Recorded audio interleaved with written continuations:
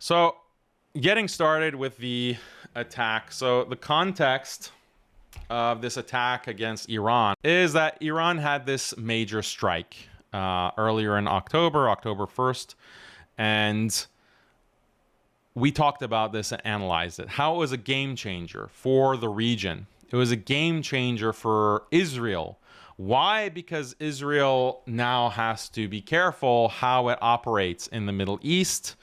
And the plan that it had after assassinating Hassan Nasrallah and decapitating Hezbollah, the plan was, okay, like, look how easily we have crippled or paralyzed Hezbollah. Hezbollah was the main proxy of Iran. We've decapitated them. So now the floodgates are open. We can just expand. And it's going to be a walk in the park, exactly like we were able to obliterate Gaza. And we're in the process of obliterating the West Bank. We're going to expand into southern Lebanon. We're going to put a foothold in there and annex as much as possible. And then, you know, the world is our oyster. We can just go ahead and expand as needed. There's no one that can stop us. There's no one that can prevent us from being as aggressive as we want. But then October 1st came along, or early October came, and Iran had this massive strike and launched these 200 missiles, which are a small fraction of their total arsenal, because they have thousands. They have arguably tens of thousands of missiles that they've just been stockloading or stockpiling for over 2 decades, 3 decades. And they have aimed all of them towards Israel, and they're ready to launch. So this was a serious deterrent that Iran placed against Israel. No, you don't have a blank check to expand as aggressively as you want. The other major thing that happened, other than that strike, is that as Israel in the past month has started ground operations, it's only been a couple of weeks that they've had ground operations in southern Lebanon. They've been getting trounced. They've been getting curb stomped by Hezbollah in southern Lebanon. And this has been a disaster, because the whole point of the ground invasion was to show this kind of dominance. Why? Because Hezbollah has been launching rockets into northern Israel and has created a situation where many settlers, Israeli settlers, had to leave their villages, had to abandon their villages and their residences and stay in Tel Aviv, basically in hotels. And this has become a very difficult political situation for Netanyahu and the Likud government, because these settlers are wondering why our country, which is supposed to be the dominant superpower of the Middle East, is being bullied by this group of terrorists, this ragtag team of terrorists. That's the political crisis, part of the political crisis that Netanyahu faces. So the ground invasion was supposed to, well, okay, we did the whole pager attack, right? This pager attack, a humiliating defeat for Hezbollah and for Lebanon as a whole. We did the decapitation strike. We took out Hassan Nasrallah and all of the top brass of Hezbollah. So this is going to be a cakewalk. We're just going to stroll into Lebanon, and they're not going to have any chance. And by the way, they've continued all of these heavy strikes against residential areas in Beirut. They've threatened to hit, or they've partially hit, some of the hospitals in Beirut, some of the civilian infrastructure in Beirut. So they're trying to take the same strategy of ethnic cleansing that they've used in Gaza, and trying to push it into southern Lebanon. And eventually they wanted to push it all the way to Beirut and beyond. And they've also been, by the way, trying to escalate in the West Bank. And the reason that they can't do to Gaza or to the West Bank what they've done to Gaza is because in the West Bank, it's not a homogenous population. It's not homogenous. You have a lot of Israeli settlers who are interspersed with Palestinians. So if you start mass carpet bombing like you did in Gaza, you're going to be liable to kill more Israelis than you would like to. So this is why politically they cannot carpet bomb the West Bank to get rid of the Palestinians in the West Bank in the same way that they do in Gaza. I mean, that was the whole reason that Israel evacuated or took out or forced Israeli settlers in Gaza to leave Gaza back in 2006. One of the main reasons is because they wanted to carpet bomb and punish the Palestinians in Gaza. And they can't really do that if there are Israeli settlers interspersed within the population in such a densely populated area. And that's the situation that they have in the West Bank. But they're trying to find a way to ethnically cleanse the Palestinians from the West Bank as well. Anyway, this is the context. Iran had this huge deterrent strike. We analyzed it. And many others analyzed it and said this is a game changer. Iran has established a qualitative military edge with this new technology, and the current air defense systems that Israel has and has been getting from the United States is not adequate to protect sensitive Israeli areas from these kinds of strikes from Iran. That is one major deterrent. The other major deterrent comes from these other Arab states in the Gulf, in particular, where they're very worried about Iran attacking their country. And Iran made this explicit. Any country, any of these Arab countries in the Middle East that assists Israel is going to be counted as a part of the Zionist project and therefore becomes a legitimate target. So if they let Israel to use their airspace, if they allow Israel to launch missiles from their territory, this is a red line, and Iran is not going to tolerate it. Your oil bases are going to be targeted, and that's going to disrupt oil production for these countries. And that is really significant. Why? Because these regimes depend crucially on oil production. That is the lifeblood of these regimes. If that goes away, if Iran is able to cripple that or destroy that, that means that these regimes are going to be in a very bad position. Why? Two reasons. One, their international backers are not going to back them anymore. The only reason that you back these regimes is because you want to have cheap oil. You want to have cheap access to oil. And if the oil is no longer there, why should I waste my resources, any kind of diplomatic relations with your country, your desert country, basically? Like that's one danger. The second danger is internally. Internally, these regimes are able to get the population to back them. Why? Because they provide so much in subsidies, so much in benefits for the native population, like the native Saudis, for example, or the Khalijis. Obviously, not any migrants who are or expats who happen to be in those countries, but the native indigenous Arabs, Khalijis, they get tons of subsidies and money from the oil production that the government funnels to them. If that spigot has been turned off because Iran has struck the oil fields and crippled the oil production, then the flow of money stops, and then you get very angry people. You get an angry population, a dissatisfied population. Why should I even care about you, the House of Saud or the House of MBZ? Why should I support your regime? I'm not even getting any benefit from it. The monetary incentive has gone away. So that creates a great deal of instability.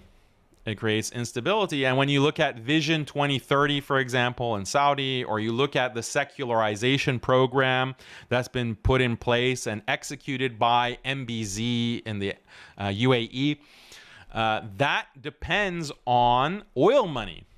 That secularization project depends on oil money. You say, we can give you concerts, we can give you westernization, we can give you Western movies, we can build cinema complexes, we can build these massive conferences dedicated to Marvel or the UFC fights or car shows, all of these kinds of Western cultural projects that oftentimes violate Islam.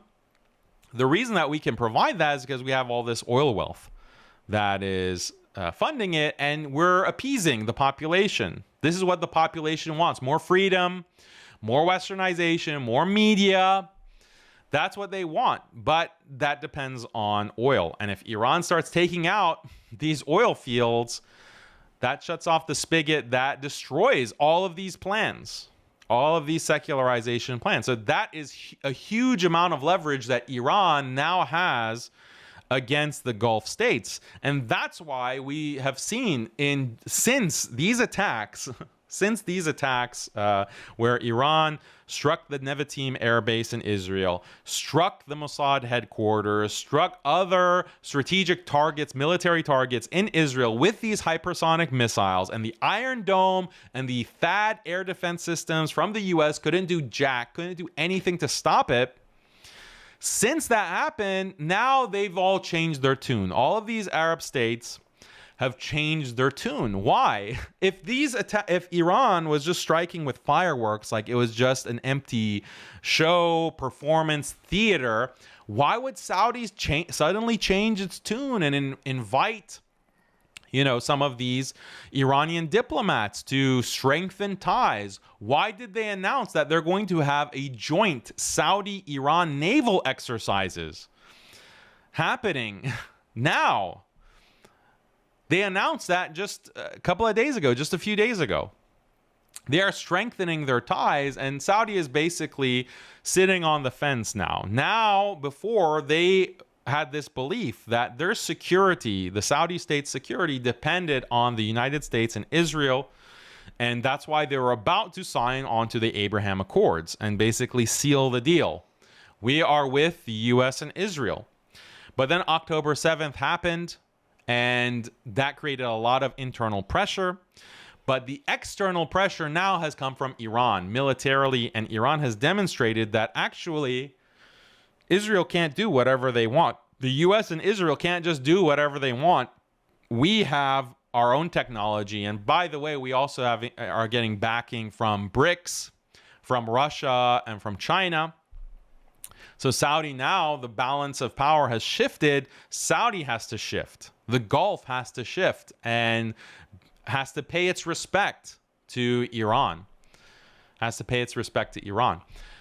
So that's what's happening in the Gulf countries. So anyway, that's the context. Israel last night had multiple waves of attacks.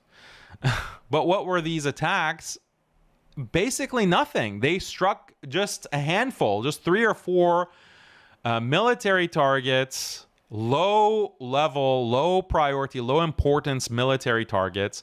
Apparently, Iran has air defense systems that they had in place and prepared, and their air defense also intercepted many of the missiles that were sent.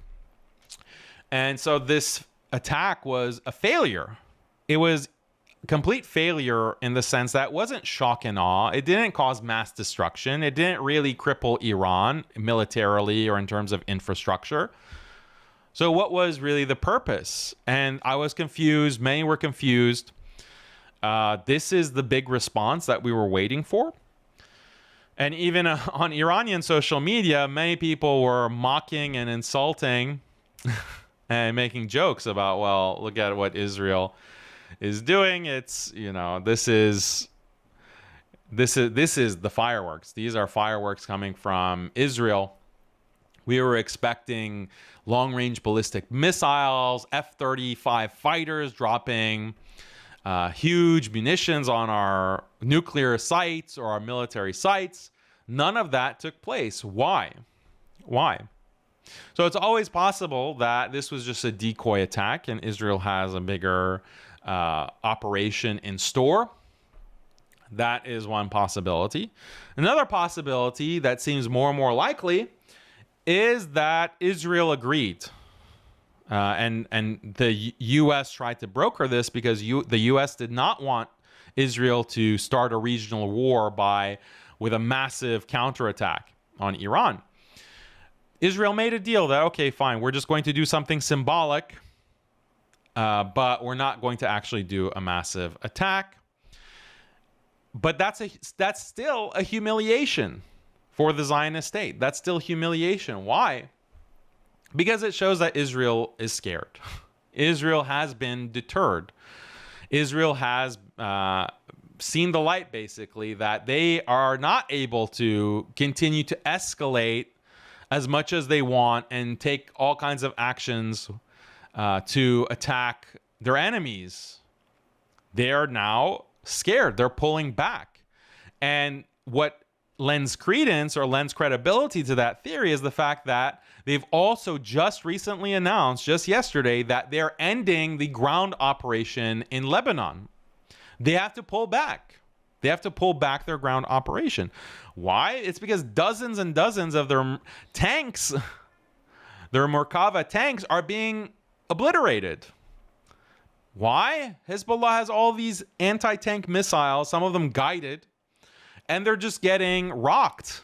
They're getting curb stomped by Hezbollah in southern Lebanon. So they've announced that, okay, we have to pull back. So this is just a massive defeat and humiliation for Israel. And the whole thing, the whole gamble that Israel made is that we're going to destroy our international reputation. We are going to basically turn the entire world against us. But it's going to be worth it because we will be able to secure our future by taking out Hezbollah, by crippling Iran, and by expanding our territory without any kind of opposition. And we're going to solidify the Abraham Accords and the alliances that we have with our Arab neighbors. And so, yeah, sure, fine. The whole world will hate us. The whole world will call us genociders, mass murderers, mass rapists. We're going to get condemned in the International Criminal Court. But that's all worth it. Why? Because we will have secured our future. We will secure the future of the Jewish state. But they were not able to do that. They are not able to do that. Why? They didn't take out Hezbollah. They didn't take out the Houthis. They didn't cripple Iran. They didn't prevent Iran from acquiring a nuclear weapon. They are not able now to solidify the Abraham Accords because now those countries are very concerned about Iran's weapons capabilities. And they don't have the kind of military edge that they had before because Iran's weapons are better than or are able to defy the defense systems of Israel and the United States. So these Arab states are just sitting ducks. They're just sitting ducks, and the only way to respond to that situation is to create more diplomatic ties with Iran and to solidify diplomatic relations with the Iranian government. So this is a disaster. This is an unmitigated defeat and disaster for the Zionist state. And this is what we were saying earlier in the month. And now this just solidifies it. Because if Israel did have this kind of shock and awe attack, retaliation against Iran, then we would say that, okay, well, maybe we were mistaken. Maybe we thought that Iran has this kind of qualitative military edge with their hypersonic missiles that they've developed. That's what we thought. But Israel is acting like it's not scared at all. The behavior of Israel is that actually we're not deterred. We're going to punish you. We're going to punish you severely for daring to strike our most secure air base and our Mossad headquarters, our intelligence apparatus. We're going to punish you. We're going to humiliate you for daring to raise a finger against us, your lords. That, if they had that kind of strike, then we could have questioned whether Iran really had established deterrent power. If Israel has a meek response or a symbolic strike, then we would say, okay, then there's something there. Israel does seem scared. Israel does seem hesitant. Israel is treading lightly against Iran. And that's apparently last night, that's what happened. It was a symbolic strike. And there are reports that Iran is saying, yeah, we're not even going to bother to retaliate. This was nothing. There's not even a need for us to retaliate. So this is good news. This is great news in a lot of ways. It means that Israel finally has to worry. Netanyahu has to be sweating. He has to be very worried about what's going to happen, because you don't have the same kind of image as a bully that can do whatever he wants. That's definitely been the image of Israel in the Middle East for decades. But now you have a actual state military that is countering you and has certain advantages over you and is not afraid to strike you. That is a disaster. It's unmitigated disaster for Israel.